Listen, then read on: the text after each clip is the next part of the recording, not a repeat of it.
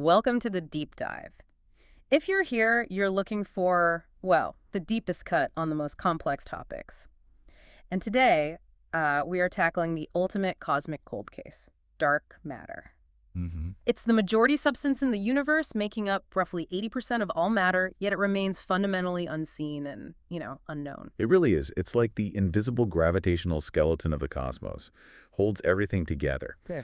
And for decades, the search has, well, it's mostly been focused on these deep underground labs, right? Hoping to catch a direct collision. Yeah, a whim hitting a nucleus or something? Exactly. A dark matter particle hitting a conventional atom.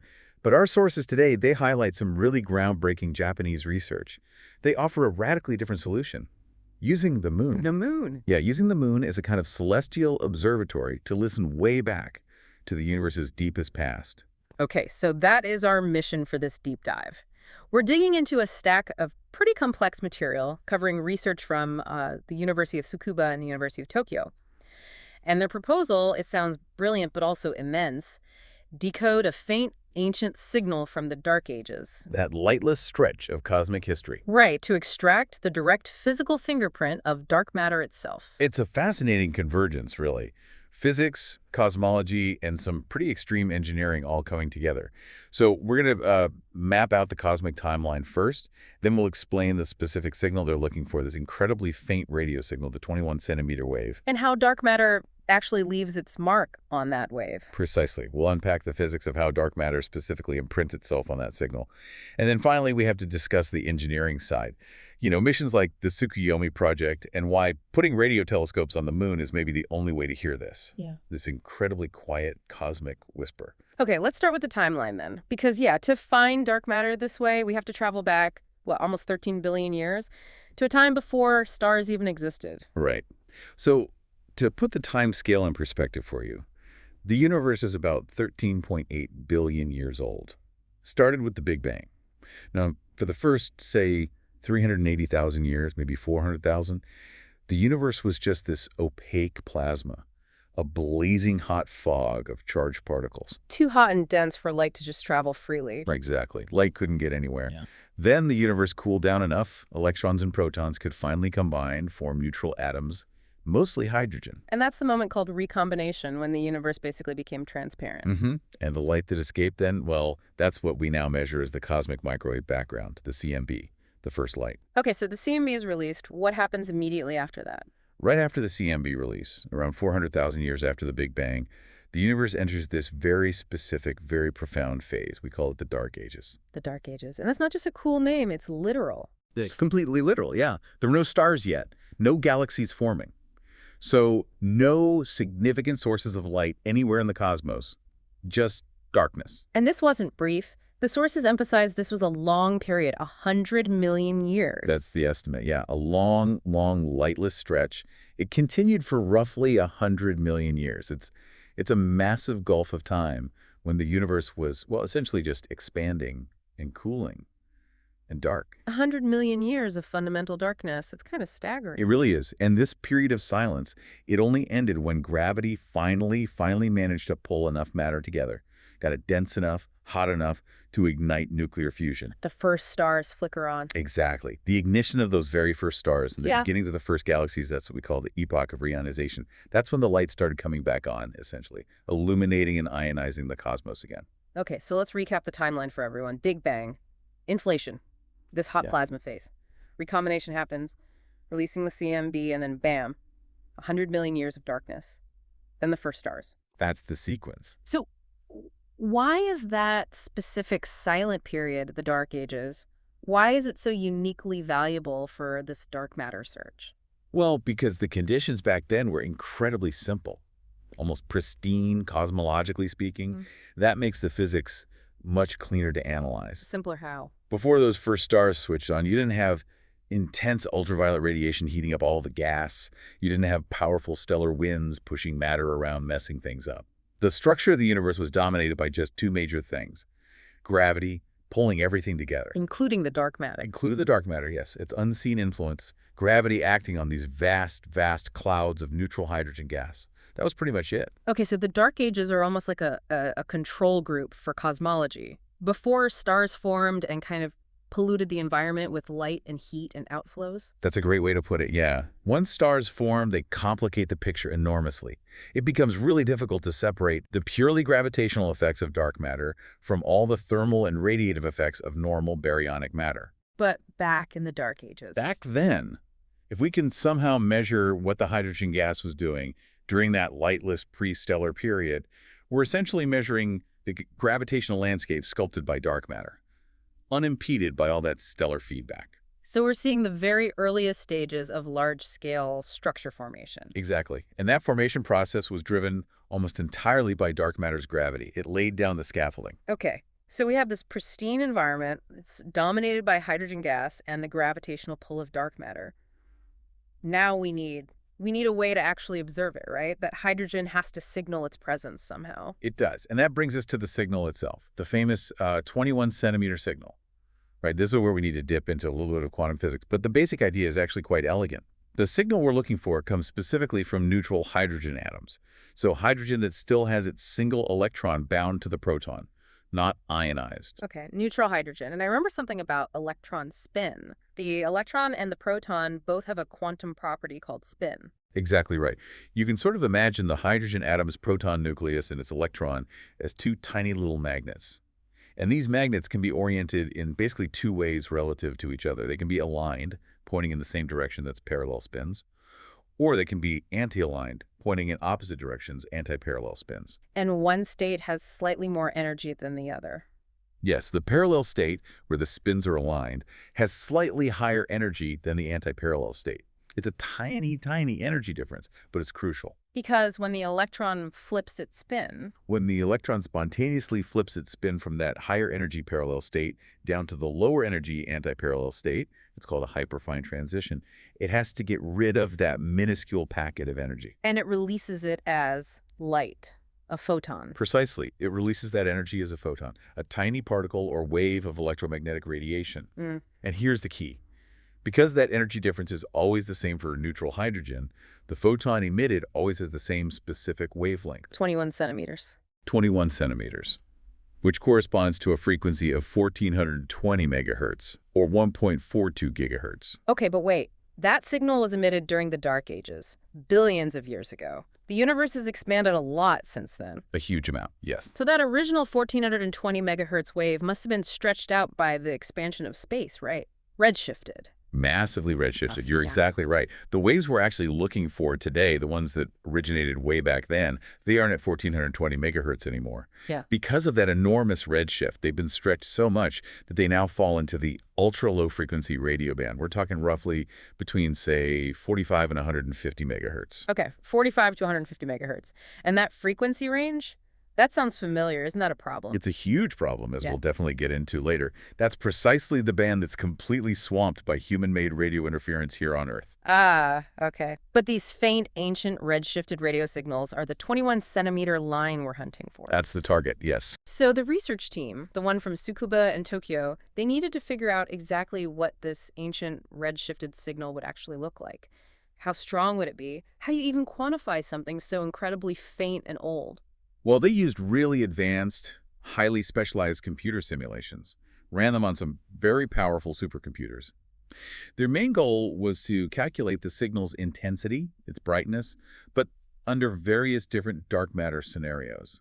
They needed to see how different kinds of dark matter would affect it. So they're modeling the gravitational dance between the dark matter clumps and the hydrogen gas way back in the early universe. Exactly. They had to recreate the distribution of both the gas and the dark matter across vast cosmic scales, trying to calculate the expected signal intensity with really high accuracy. That sounds computationally brutal, just modeling the density fluctuations over billions of light years. Oh, it is. Absolutely. It requires enormous computing power.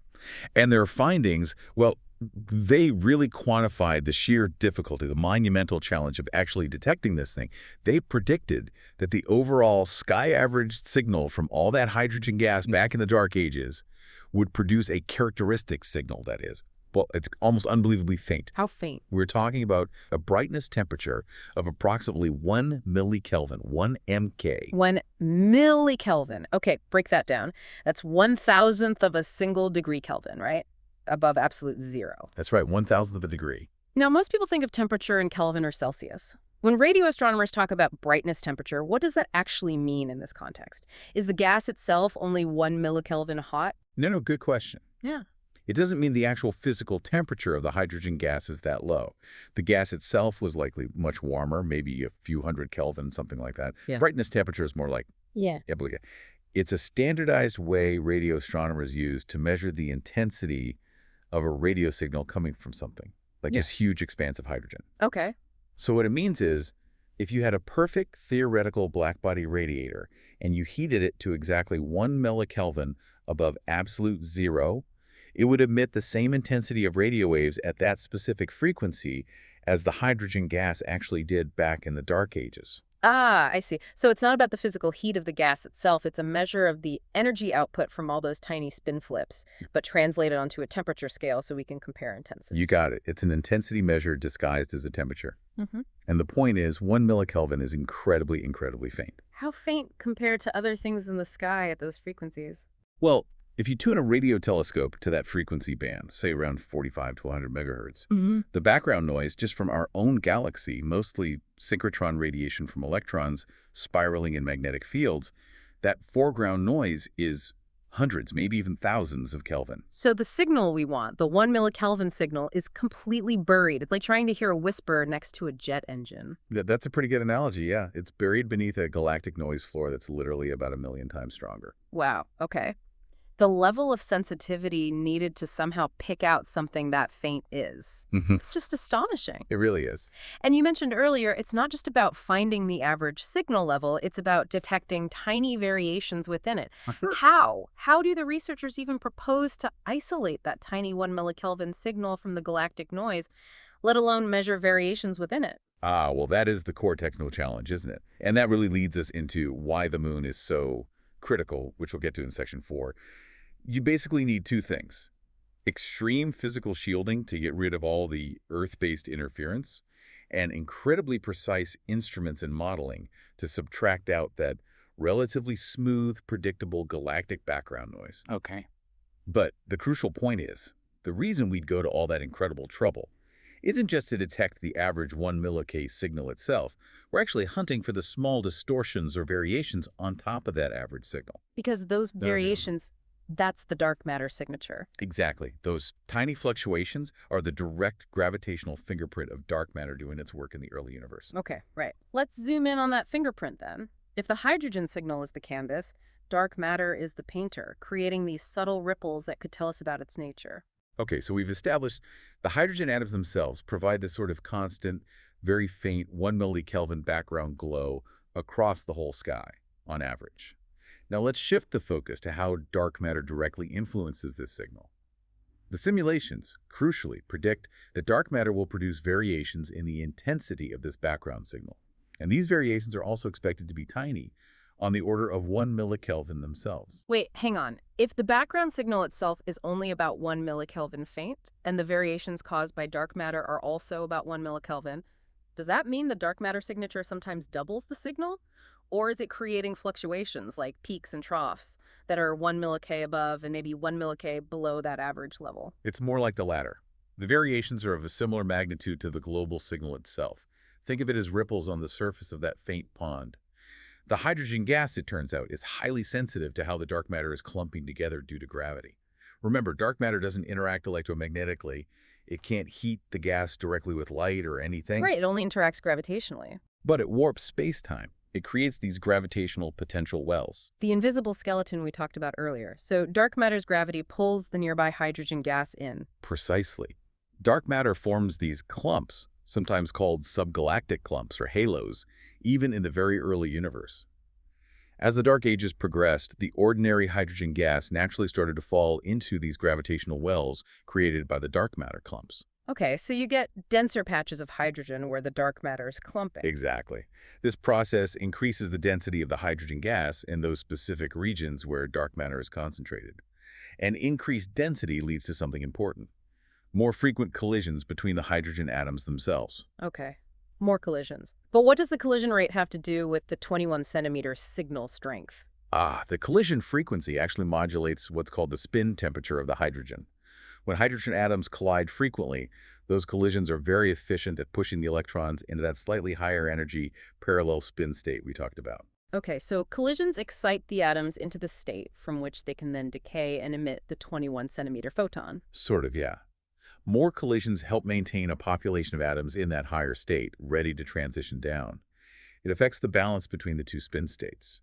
So, in denser regions where atoms collide more often, the effective spin temperature couples more strongly to the gas's kinetic temperature, leading to a slight enhancement in the emission or absorption strength of the 21 centimeter signal relative to the CMB background.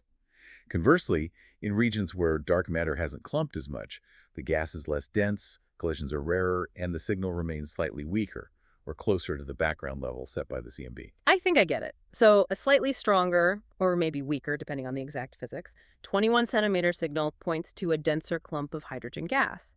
And that denser clump of hydrogen gas is only there because dark matter's gravity pulled it together in the first place. That's the connection, yes. We're effectively measuring the effect of dark matter's gravity indirectly by looking at the density fluctuations it induces in the ordinary hydrogen gas. This is a beautiful, direct link. And the pattern of those fluctuations, the size and distribution of those denser hydrogen patches, that depends on the dark matter itself. Entirely. The geometry, the scale, the clumpiness of those fluctuations depend fundamentally on the properties of the dark matter particle itself. And this is where those simulation specifics become really crucial. Right, you mentioned researchers modeled different types. They contrasted cold dark matter, or CDM, with warm dark matter, WDM. What's the essential difference there, and what does it mean for these fluctuations? Okay, so cold dark matter, CDM, is basically the standard model we currently use in cosmology. It assumes the dark matter particles are relatively heavy and we're moving slowly, non-relativistically, back in the early universe. Cold means slow. Cold means slow, exactly. And because they move slowly, they clump together very easily due to gravity, even on very small scales. They can form tiny, dense structures, maybe down to the mass of the Earth or even smaller. So in the Dark Ages, a universe dominated by CDM would lead to a highly clumpy early structure, lots of small, deep gravitational wells forming early on. Which would mean more dramatic variations in the hydrogen density, and therefore stronger, maybe sharper fluctuations in the 21 centimeter signal. Exactly. You'd expect quite pronounced 1 milK fluctuations, maybe with a lot of small-scale power in the signal. Okay, and warm dark matter, WDM. Warm dark matter particles are assumed to be lighter, and therefore they were moving much faster in the early universe, perhaps even relativistically, close to the speed of light. And because they're moving so fast, they tend to, well, smooth things out. They possess what physicists call a larger free streaming length. They basically zip right through the smaller gravitational potential wells. They're too fast to get trapped easily. Ah, okay. So if dark matter is warm and fast-moving, it would have essentially erased or smoothed out all those tiny clumps that CDM would have formed. It couldn't collapse into small structures. Precisely. It washes out the small-scale structure. If WDM dominates, you'd still get large-scale structures forming eventually, but the very early universe would be much smoother on small scales. Which means the density variations in the hydrogen gas would be less sharp, more spread out. Correct. And the resulting variations in the 21 centimeter signal would likely be less dramatic, maybe showing a different characteristic scale, a different profile of peaks and troughs compared to what CDM predicts. The signal would look different statistically. Wow. Okay, so observing these tiny 1 milK variations across that frequency range you mentioned, the 45 millihertz window or so, isn't just about confirming dark matter is real. It's potentially allowing us to measure the actual texture of the universe at its birth and infer properties of the dark matter particle from that texture. That's the ultimate goal. And yes, the required observation range is thought to be around 45 millihertz wide, maybe centered somewhere below 100 millihertz. Right. Observing across that whole frequency band is essential because different frequencies correspond to signals coming from slightly different times, or epochs, during the Dark Ages. So you see how the pattern evolves over time. Exactly. You see how the intensity of the signal and its fluctuations change as the universe expands and structure grows. Successfully measuring these specific variations, not just their amplitude, but the shape of the fluctuations across frequency, the statistical properties that would allow scientists to directly constrain those critical properties of the dark matter particles we want to know. Specifically, their mass and velocity. Specifically, their mass and their velocity distribution, or how warm or cold they were, because those properties directly dictate how easily they could clump together. So if we can measure the clumpiness of the universe back then via the hydrogen signal, we can basically calculate how fast the dark matter particles must have been moving to produce that level of clumpiness. That's the inference, yes. And that velocity limit puts direct constraints on their possible mass range. It's incredible. This single measurement could connect to the largest scale structure of the cosmos 13 billion years ago. Directly to the fundamental nature of an individual subatomic particle we've never seen. It's the ultimate bridge between the macroscopic and the microscopic. It really is. It's a profound connection. But, Hmm. and it's a huge but, as we've already touched upon, actually making this measurement, finding this faint ancient signal buried in noise that requires overcoming the enormous roar of radio noise generated by our modern technological Oh, world. right. We have to address the elephant in the radio room. Earth itself. Okay, so let's get practical. Given the necessary frequency band down around 45 megahertz, maybe up to 100 megahertz or so, and the extreme faintness, that 1 millikelvin signal, the research sources are pretty clear that trying to observe this from Earth is, well, virtually impossible. Yeah, pretty much impossible is the right way to put it. Why is that specific low-frequency range, say below 100 megahertz, so uniquely problematic here on Earth? What's making all the noise? Well, that part of the radio spectrum, sometimes called the high-frequency HF or very high-frequency VHF band, it's unfortunately packed with some of the loudest artificial radio noise sources we generate. People might think of cell phones or Wi-Fi, but those are at much higher frequencies, gigahertz. Down here, below 100 megahertz, you've got powerful terrestrial TV broadcasts, though less now in some places FM radio stations. FM radio is right there, 88 to 108 megahertz. That's loud. Extremely loud. And even though it's slightly above the lowest frequencies we might need, its powerful signals create harmonics and other spurious emissions that just bleed all over the place, including down into the lower bands. And there's more than just broadcast, right? Oh yes, there's shortwave radio, air traffic control communication, military radar, government communications, even things like industrial equipment, power lines generating noise. The list goes on.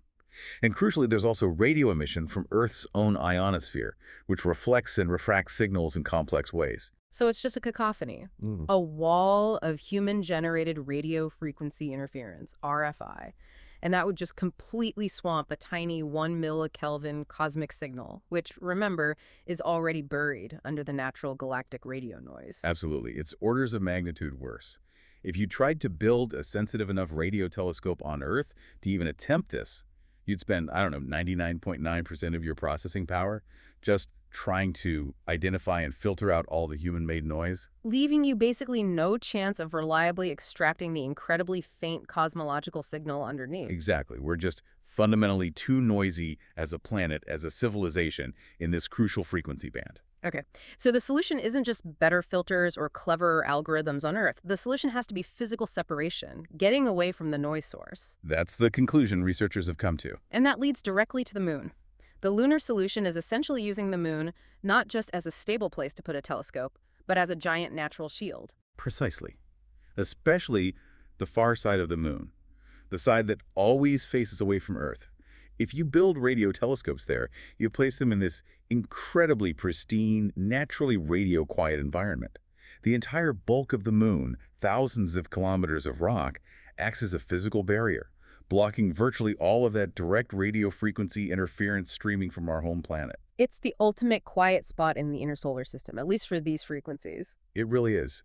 This natural lunar radio silence is probably the only way we can achieve the extraordinary sensitivity required to reliably detect those critical 1 millikelvin variations in the 21 centimeter signal from the dark ages. Okay, so this really shifts the conversation, doesn't it? It goes from pure theoretical cosmology and particle physics right into the realm of advanced space engineering, mission planning, even space policy. We need to talk about the actual missions that are trying to achieve this. Yeah, we definitely should highlight some of the efforts underway. Japan's Tsukuyomi project is a prominent one, named after the Shinto moon deity, fittingly. Tsukuyomi, what's the plan there? Well, Tsukuyomi is being designed, last I checked, possibly as a lunar orbiter, or maybe even including a lander component, specifically aiming to make this low-frequency radio measurement from lunar orbit or the surface.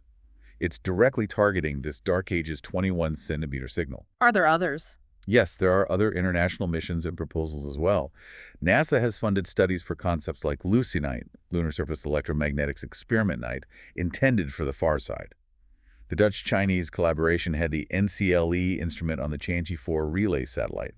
There's a growing recognition worldwide of the unique value of the moon, especially the far side, as a platform for low-frequency radio astronomy. It's becoming a prime piece of scientific real estate. You could say that, yeah. So what are the really tough logistical challenges facing a project like Tsukuyomi or Lucy Night or any similar lunar low-frequency array? I mean, we're talking about building highly sensitive, possibly quite large antenna structures in a vacuum on the moon.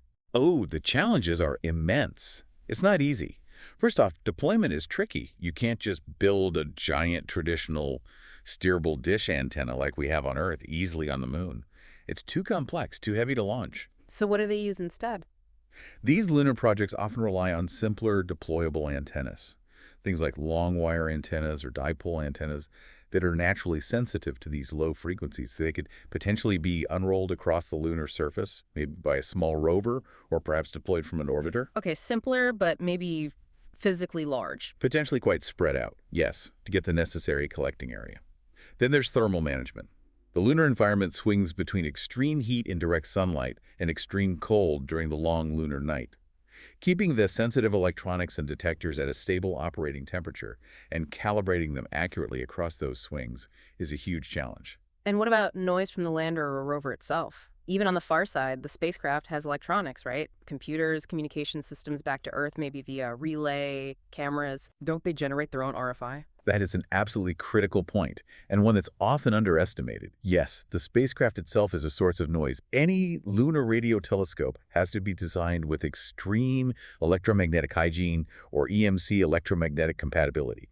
Every single component, every wire, every computer chip has to be meticulously shielded and tested to ensure the telescope isn't basically deafening itself with its own electronic noise. The power systems, converting solar or battery power, they can be particularly noisy if not designed carefully. So you escape Earth's noise only to have to worry about your own noise. It's incredibly demanding. It is. It requires a whole new level of engineering discipline for space missions. Okay, so the ultimate synthesis of all this research is really quite stunning when you step back. It seems the only way we might finally hear the fundamental physical properties of dark matter is by solving this 13.8 billion-year-old cosmic mystery using a cutting-edge 21st century engineering feat built on the far side of the moon. That's the situation, yeah. It directly connects the theoretical predictions from papers like the one inspiring this discussion. The signature of subgalactic dark matter clumping in the global 21-centimeter signal of hydrogen. It connects those predictions directly to the actual hardware we need to build and deploy hundreds of thousands of kilometers away from Earth. And that paper, it gives us specific targets, right? The frequency band around 45 millihertz, the expected magnitude of the variations around 1 millik. Exactly. It tells the engineers and mission planners what they need to be sensitive enough to detect. If a mission like the Tsukuyomi project or one of its contemporaries actually succeeds in measuring the signal and its variations accurately, well, that would be revolutionary. It would transition dark matter research from being largely a theoretical or indirect science into a truly observationally constrained field. And that transition itself would be monumental. Okay, we've traveled a long way here. From the moments right after the Big Bang, through the quantum mechanics of hydrogen spin flips, to supercomputer simulations, and now to the nitty-gritty engineering of RFI-free antennas on the moon.